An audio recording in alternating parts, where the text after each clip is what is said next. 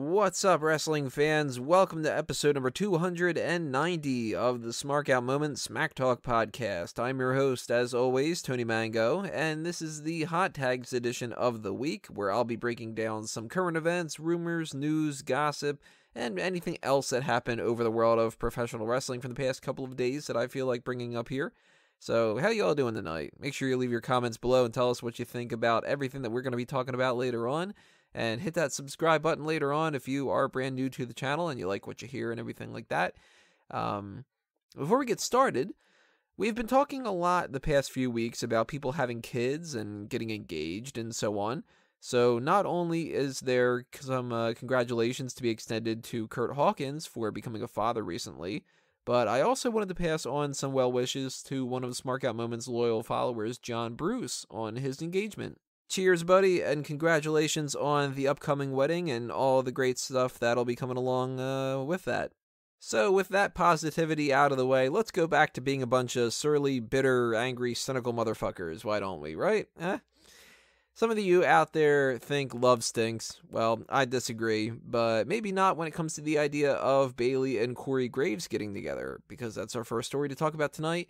There were a little bit of some signs that they could be doing this last week on Monday Night Raw, and we saw on the dirt sheets and stuff that this is legitimately a thing that they were actually considering. This week on Monday Night Raw, nothing stood out that seemed to be pointing in that kind of direction, so I don't know if that's something that they dropped already, or if this was kind of blown out of proportion, or if, they're just going to pick it up next week or something like that, but I don't really like the idea behind it. I don't think that Corey Graves and Bayley need to be in some kind of a romance angle together. I think that Graves already has enough with his Big Cass and Enzo Amore thing and his Kurt Angle thing, and he doesn't need a third one. And Bayley doing a romance story is kind of like, what are we going to do, the whole thing of like, well, she finally has a boyfriend kind of thing or something like that? I'm not really interested in that kind of drama bullshit, so I hope that if they do have plans to do this, it doesn't just fall into some stereotypes, and that they actually have like a decent plan behind it. But if they don't, and this would just turn out to be that kind of thing, I'm kind of hoping that they dropped it already. We'll see next week more so, I think, if they do have anything planned, because this week they just did not want to do anything with the women. I don't understand why. I think that their idea of following up that women's Money in the Bank ladder match, where there's some controversy over the whole idea of a man winning it, essentially, they're going to follow it up with Monday Night Raw, where there's one women's segment, and it's just sort of like, you can all just fucking fight each other for a few minutes. Very strange. I don't quite understand the booking behind this kind of thing, so maybe they just didn't get around to the romance story. Maybe there actually isn't anything there, but it seemed like there was a little bit of tension, and where there's smoke, there's usually a little bit of fire, which, by the way, another topic that I'm not going to really make a whole thing about, but they changed the Great Balls of Fire logo again. This time around, looks a little bit less like a dick. So somebody behind the scenes in the graphics department was like, oh, okay, not like a dick. That's what we're going for. Huh. Yeah, I guess I could do that. That kind of thing. I still think it's looking kind of weird. I still think that it's odd that they have like the red and the yellow kind of blurring into the fireball, and it still looks like two balls essentially. But I hate the name. I hate the theme to it. I hate all that kind of stuff. So, we've ran this down a million times. I don't need to talk about that ad nauseum, right? You've heard my opinions about it. On the positive side of things for the women's division, we now know 19 out of the 32 women that are going to be involved in the Mae Young Classic tournament. Now, technically 19 of them weren't officially announced on WWE.com. I think it was only like 3 or 4, but I mean, these reports kind of came out as being these were 19 of the women, and we still have a little bit more to go, but this is a sizable chunk of the amount of competitors that we're going to be seeing on here. So to run them down, I'm probably going to pronounce some of their names wrong. Zhao Xia, Zhao Xia, Naga. I have no idea who she is. ZHAO space XIA. I will never claim that I am good at pronouncing foreign names. So she is somebody I don't know a damn thing about. We have Mary Kate, who is Rosie Lotta Love from TNA, but thinned down. She is not, the big girl that you would remember from TNA. She now is much healthier and much better looking on my capacity at the very least.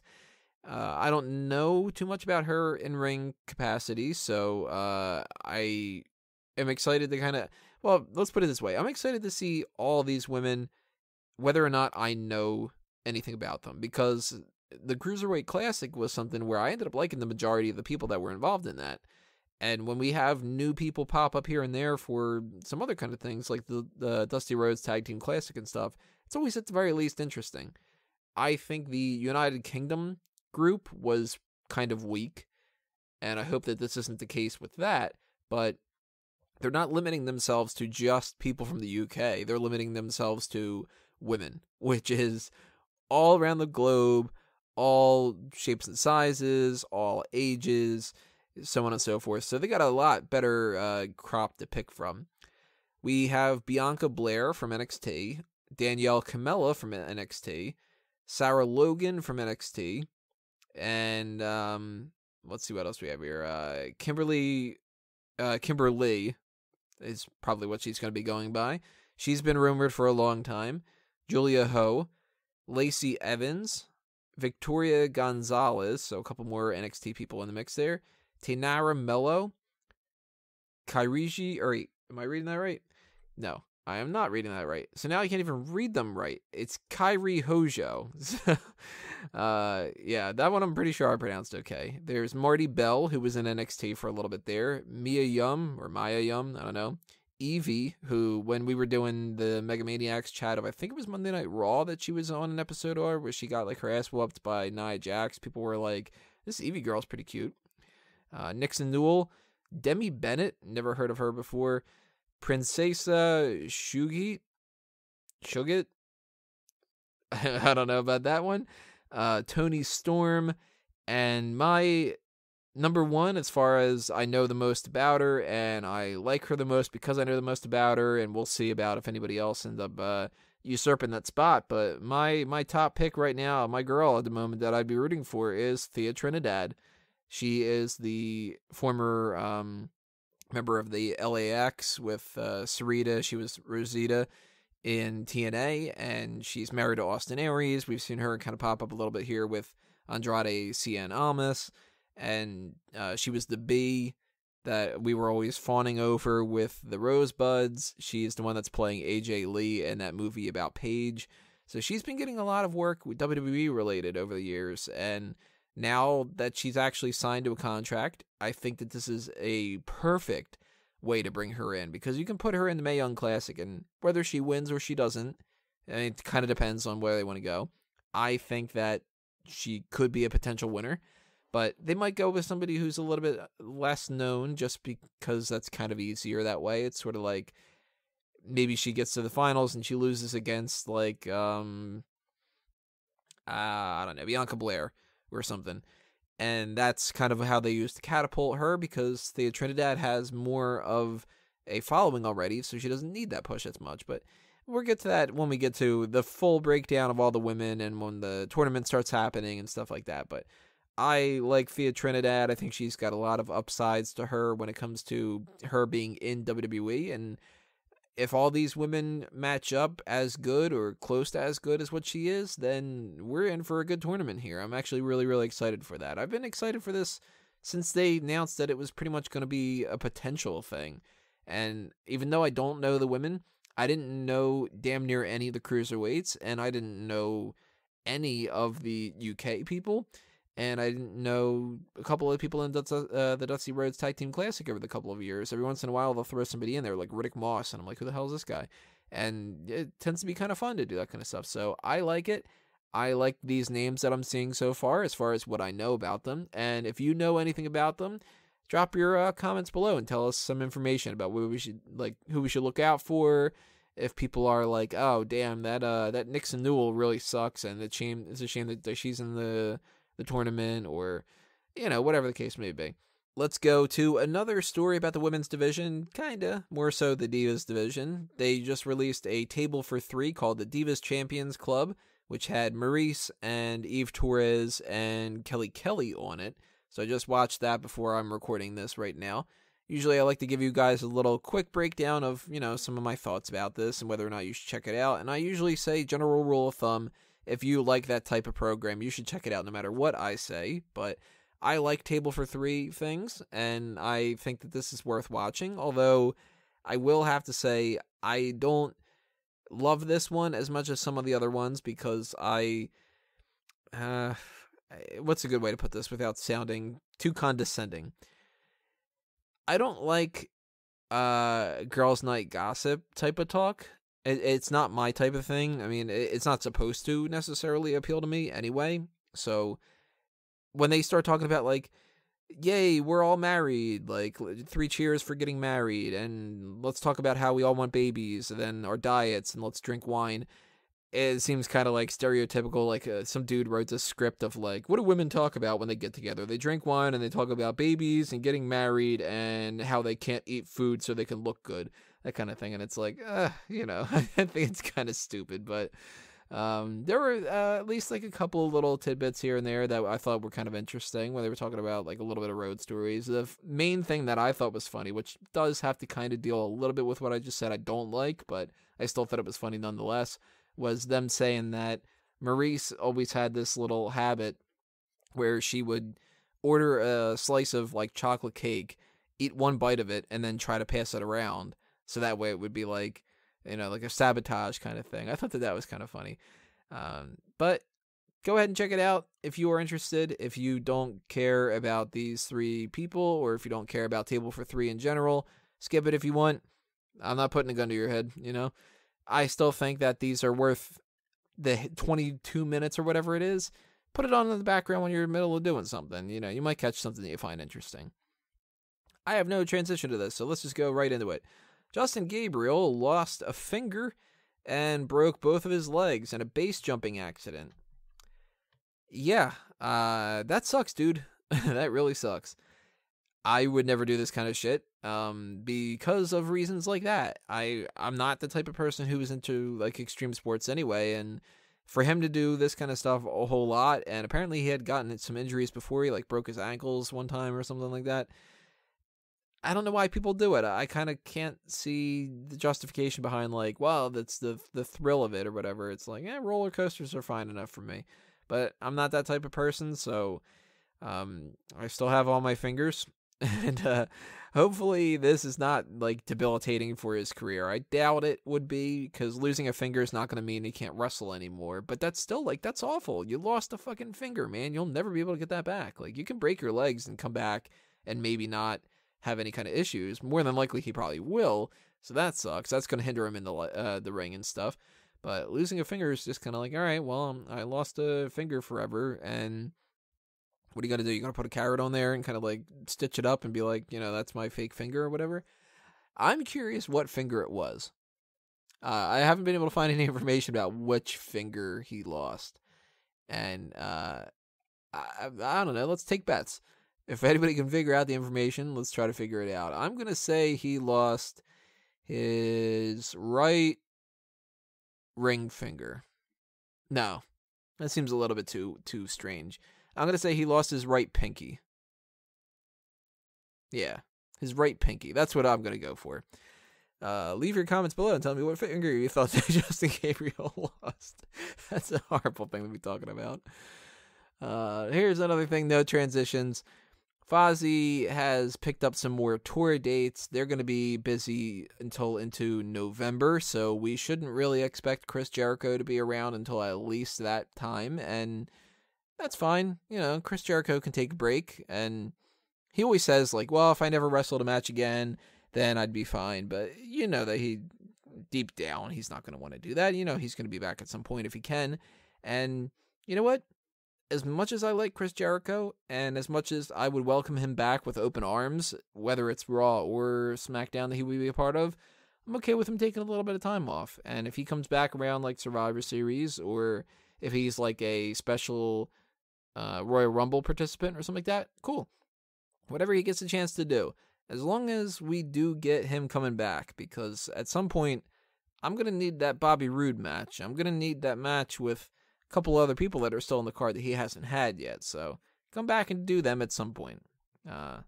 I'd be cool with Jericho versus Bobby Roode happening at WrestleMania, but I don't think that that's necessarily the case. But here's a little transition to go with that one.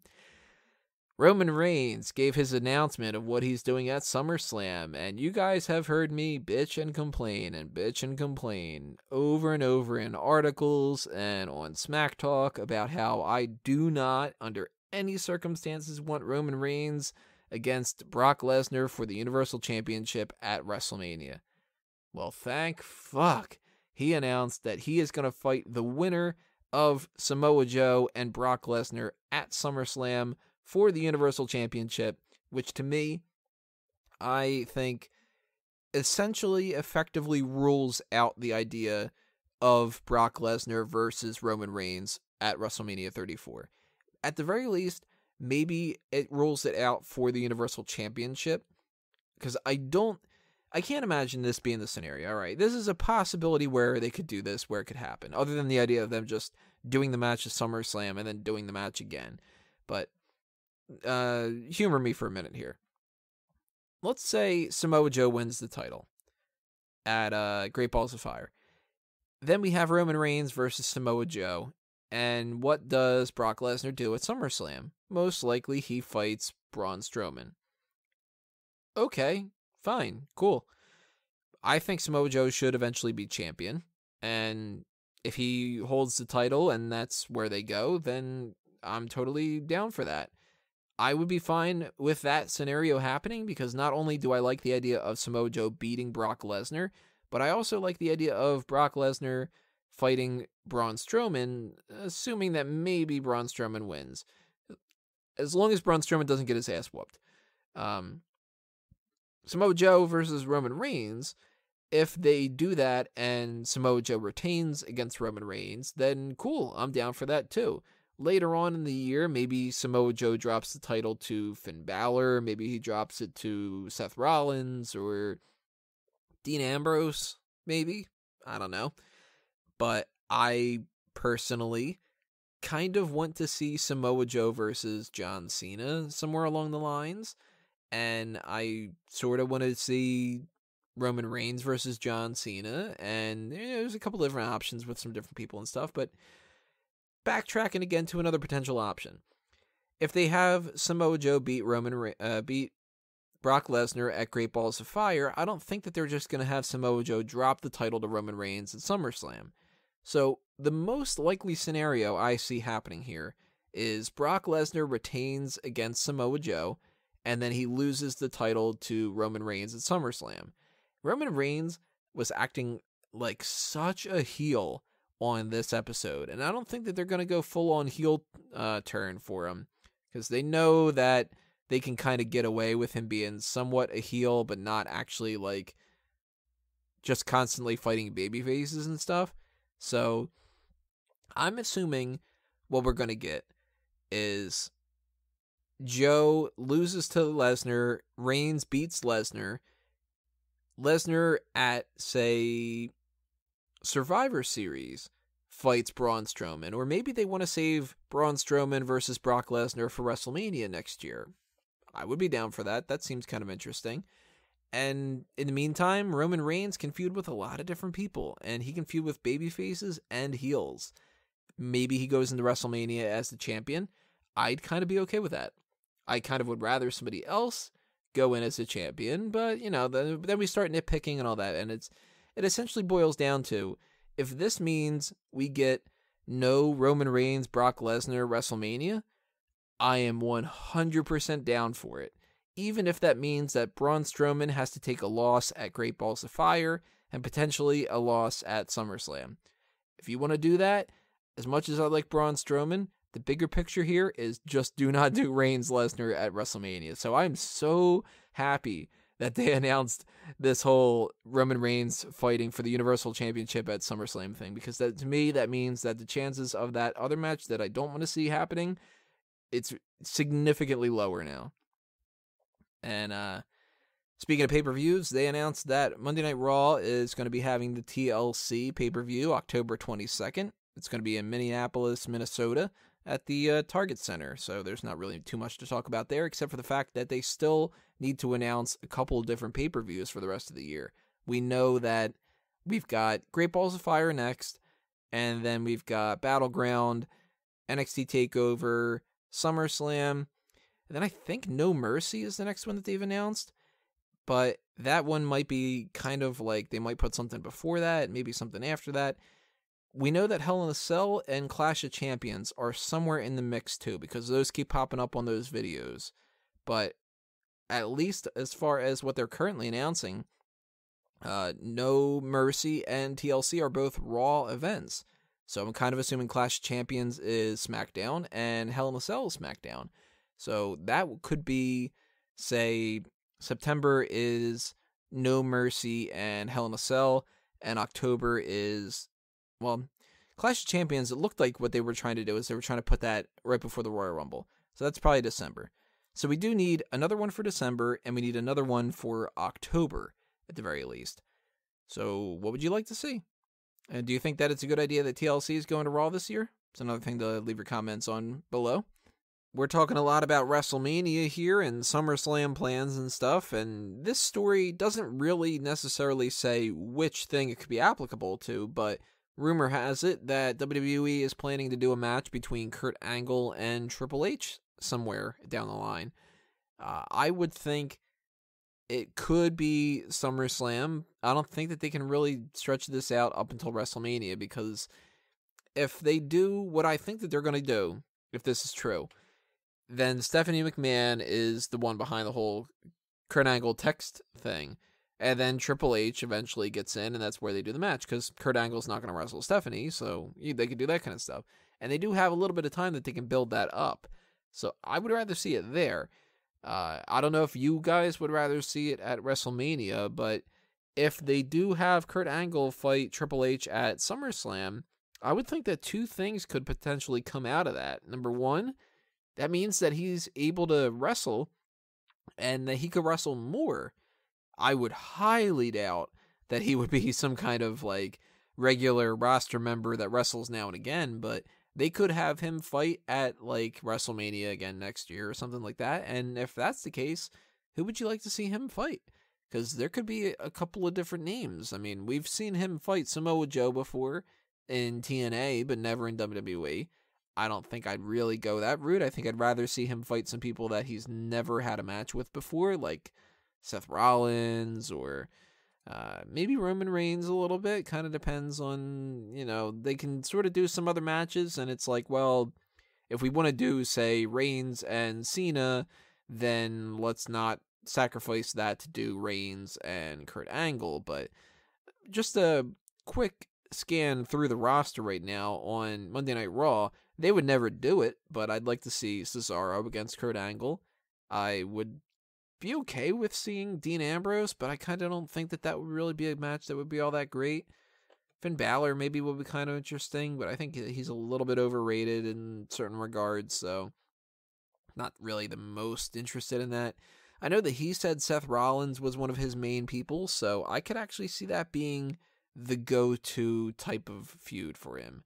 So if we do get Triple H and Kurt Angle at SummerSlam, then that's a potential thing to look out for. Potentially SummerSlam, potentially WrestleMania, Seth Rollins and Kurt Angle face off. The other thing that could come out of this is, would they keep Kurt Angle on as the general manager of Raw? At that point, maybe not. Maybe they would put somebody else in charge. And if they do, I kind of think it might be Corey Graves a little bit. That's maybe where they're going with here. So I'm curious if that's something that you guys would be interested in. Would you, not to say that I'm pitching for this to be the thing, but I can see this happening. I can see Kurt Angle, Triple H at WrestleMania. God damn it, I keep switching those up. Triple H and Kurt Angle at SummerSlam, and Kurt Angle is no longer the Raw GM, and instead it's Corey Graves. I think that could end up happening.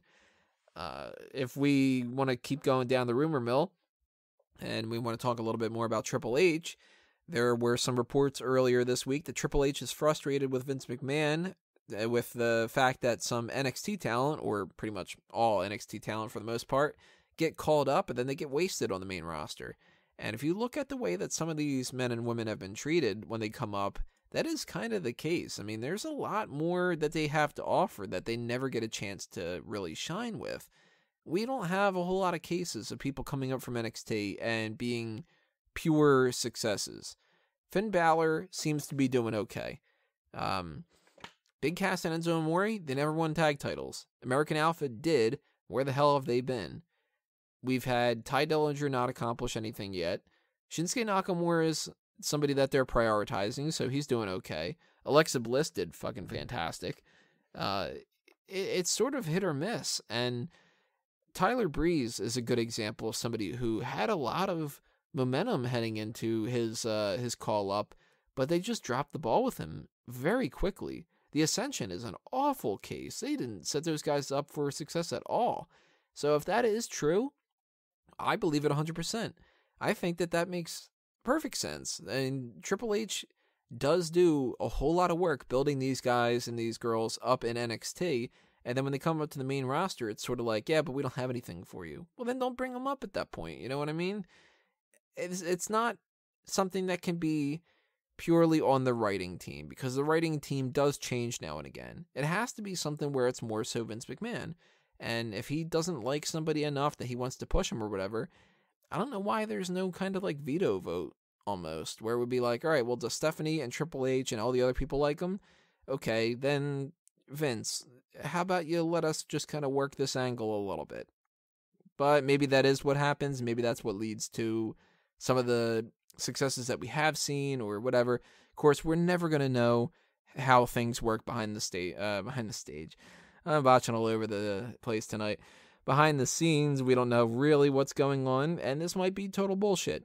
So take it with a grain of salt, but I believe it. I can see Triple H being frustrated at that kind of thing. We have 3 more stories here. What should I go to next? Let's talk about Impact, why not? 3 people have left Impact, Gregory, Helms, Al Snow, and Simon Diamond, which the reports are saying the main reason why this is happening is because they wanted to cut down their number of backstage producers, because they had, I think it was 7 at the time, and you don't really necessarily need that many when you're not doing as much of a show as WWE is. So that makes sense. It's a financial decision. Can't really rag on TNA that much more to be like, oh yeah, this is the death knell. It isn't. But it is a little bit curious that Gregory Helms is one of the people, now that the Hardy Boys are back in WWE, because we might see Gregory Helms pop up in WWE. Al Snow has his own wrestling academy. I think Helms does too, actually, now that I'm thinking about it. I don't know what Simon Diamond's up to, but yeah, it's Simon Diamond. Helms, though, I could see him somewhere along the line coming back into the WWE fold a little bit. I don't know if he has like a whole lot of supporters or some detractors or whatever, but we know that with the Hardy Boys in the company, that's not a bad thing whatsoever, because they can speak to try to get him into the mix a little bit. I don't know if I would want to see him in there. And if he does, in what capacity? Maybe tag teaming with the Hardy Boys if they're still a tag team at the time. Or maybe just kind of running a little bit of some NXT Performance Center stuff. I don't know. I don't think he should be some kind of like big project priority type of thing where he's getting, a nostalgic run with the Universal title or something like that. But if we see any of these 3 coming into WWE, I think that the tier goes Helms, then Snow, then Diamond. But I would rule out even Al Snow, but I would definitely rule out Diamond. Gregory Helms is a possibility. We have news that Seth Rollins is going to be on the cover for 2K18. It's going to be released October 17th on PS4 and Xbox One, possibly on the Nintendo Switch too. Haven't seen any confirmation about that. E3 just went by, and I don't remember hearing anything about 2K18 in there, but if they want to try to piggyback off that a little bit, and they wanted to do the Seth Rollins cover, hey, Seth Rollins is fine enough for a choice. I think that's one of those things that doesn't really matter too much. I know some people get really upset about it, and some people are like, oh, damn it should have been AJ Styles this year or something like that.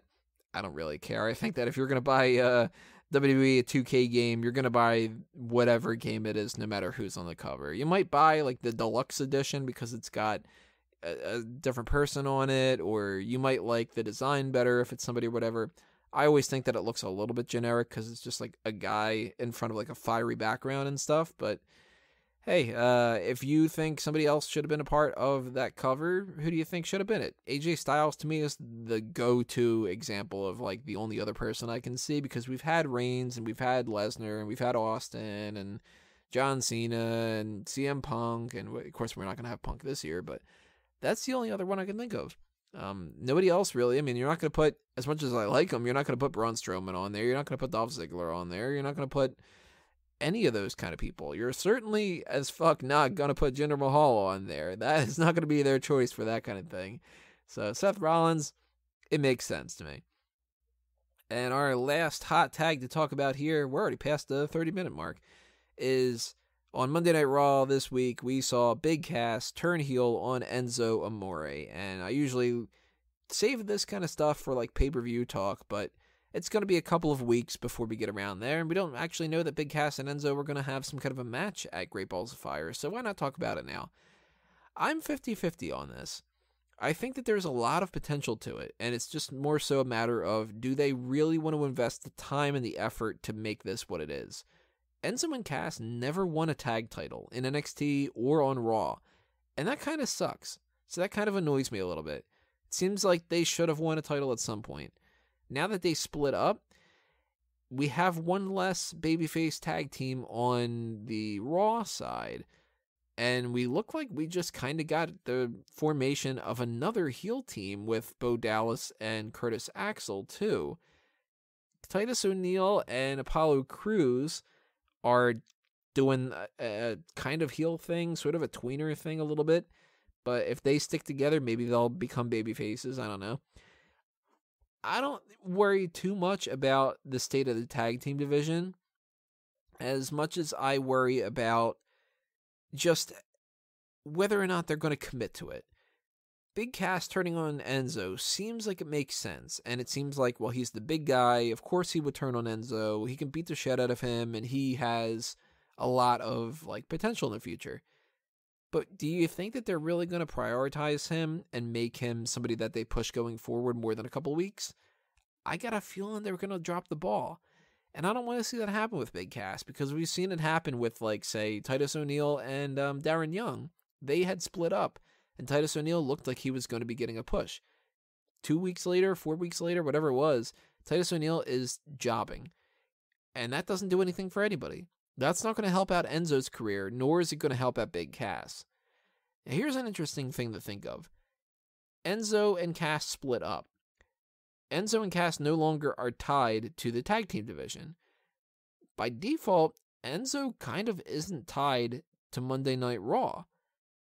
But he is underneath that 205 Live limit, if I remember correctly.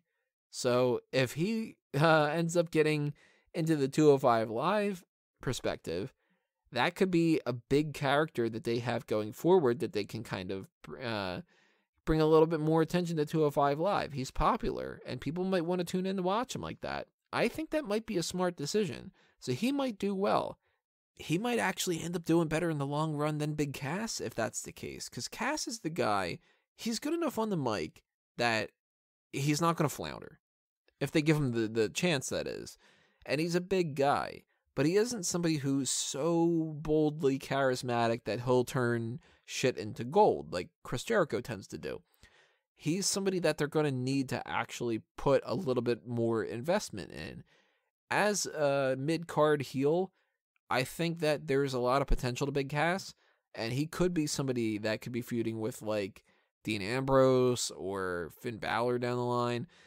You know, when he eventually gets to that point. Right now, he's going to have to feud with some people like Kalisto and Apollo Crews if he's still a babyface, and, you know, some other kind of people along the mix there. Big Cass and Big Show should be a feud somewhere. Maybe that's going to be the next one after the Enzo one. But if they just get to the point where they're like, yeah, let's give you a match at Great Balls of Fire, but you're not going to get a match at SummerSlam, and we'll sort this out in September. You're going to lose so much momentum and so much steam on Big Cass that by the time September comes around, they're going to trick themselves and they're going to go, yeah, but he hasn't really had anything going on the past couple of months. Do we really want to invest any time in him? And that's going to be their fault. So if they actually have a plan of how to utilize him and how to go forward with continuing a push with him, then I'm okay with this. If they don't, and they're kind of just like throwing this out there and seeing what happens, I don't think it's going to work out as well as a lot of other people do. I have my doubts. I hope that it does, but I've watched too many people fall victim to the same thing in WWE in the past for me not to be at least a little bit worried. So I am interested in the feud. I would like to see this work out for both people. And I'm kind of curious where the tag team division sort of fills in that hole a little bit. Maybe it's Slater and Rhino, but they don't really measure up. And I kind of just need to see where they're going to be going for the future of this before I fully judge 100% if I think it's a good idea or a bad idea. But right now, if I give them the benefit of the doubt, I think there's some upsides to it. And I would have to go more with this is probably going to end up being a good idea. So that's it for the hot tags for this week, everybody. If anything else happens throughout the week, I'll add that into next week's hot tags, or we'll talk about it when we do the Call of the Spot later on this week, because that's going to be the main event. And yeah, that's it. So thanks for watching, everybody, and make sure to leave your comments below. Hit that subscribe button and the thumbs up as well if you want that little bell icon and the little check the notification thing to make sure that you get aware of the next things that are going to be posted.